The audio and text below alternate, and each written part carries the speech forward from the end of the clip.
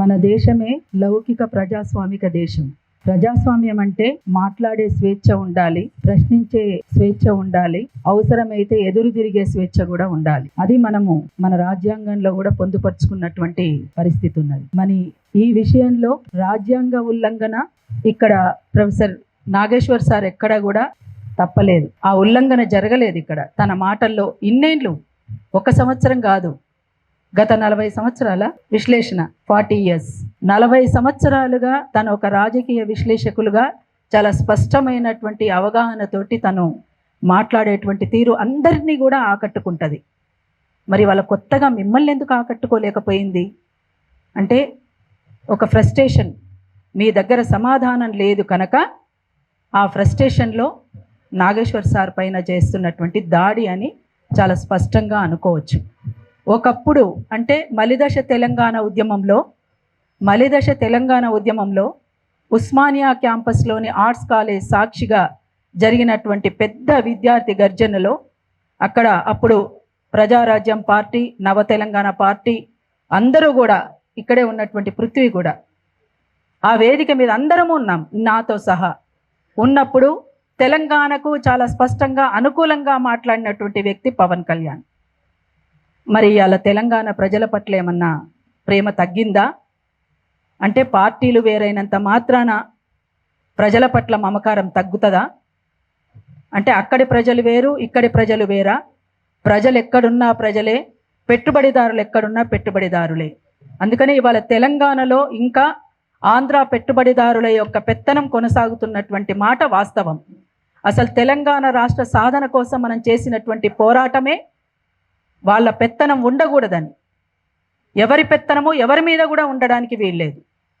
ఇవాళ ఇక్కడ మొత్తంగా వాళ్ళ పెట్టుబడిదారులే ఇక్కడ పెట్టుబడులు పెట్టడం, ఇక్కడ మొత్తంగా ఇక్కడ ఉన్నటువంటి ఆస్తుల్ని వాళ్ళు అనుభవించడం అనేటువంటిది చాలా స్పష్టంగా కనబడుతున్నటువంటి తీరు.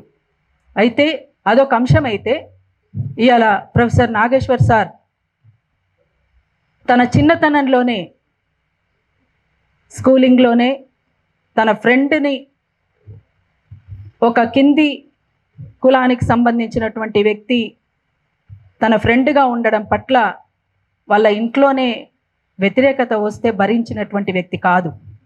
ఆనాడే భరించలేదు తను.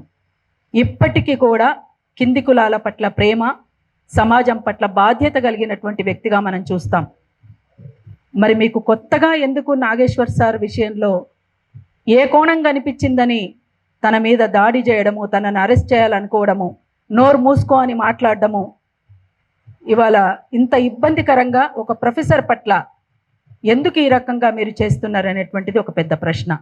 అందుకనే ఎవరమైనా ఎక్కడైనా మాట్లాడేటువంటి స్వేచ్ఛ ఉండాలి, ప్రశ్నించే స్వేచ్ఛ ఉండాలి, ప్రశ్నిస్తారు కూడా. పొరపాటు జరిగిన చోట ప్రశ్నించడం అనేటువంటిదే సమాజం పట్ల బాధ్యత కలిగినటువంటి వ్యక్తులుగా ఉంటారు వాళ్ళు. లేదంటే అసలు వాళ్ళకి బాధ్యతనే లేనట్టు. ప్రశ్నించకపోతే ఇంకా బాధ్యత ఎక్కడున్నది? మరి ఇంత జరుగుతుంటే, ఇంత చర్చ జరుగుతుంటే, ఇంత సీరియస్గా ఈ రకమైనటువంటి దాడులు కొనసాగుతూ ఉంటే ఒక ప్రొఫెసర్ నాగేశ్వర్ సార్ దగ్గరనే ఆగిపోతుందా? ఇది ఈ రకమైనటువంటి మొదలైనవి అంటే ఎక్కడి దాకానైనా పోతాయి ఇవి. అందుకని ప్రపంచంలో మొత్తంగా ప్రపంచ స్థాయిలో ఉన్నటువంటి నాగేశ్వర్ సారు యొక్క తన విశ్లేషణను ఎవరెవరు ఎంతకాలం నుంచి చూస్తున్నారో ప్రతి ఒక్కరు కూడా స్పందించాల్సినటువంటి అవసరం ఉన్నది దీని మీద. అట్లనే తెలంగాణలోని ప్రభుత్వం కూడా స్పందించాలి, అన్ని రాజకీయ పార్టీలు కూడా స్పందించాలి, ఇంకా పౌర సమాజం కూడా స్పందించాలని చెప్పేసి అరుణోదయ సాంస్కృతిక సమాఖ్య ద్వారా ఈరోజు ప్రొఫెసర్ నాగేశ్వర్ సార్ పైన జరుగుతున్నటువంటి దాడిని చాలా తీవ్రంగా కూడా ఖండిస్తున్నామని చెప్పి కూడా థ్యాంక్ యూ.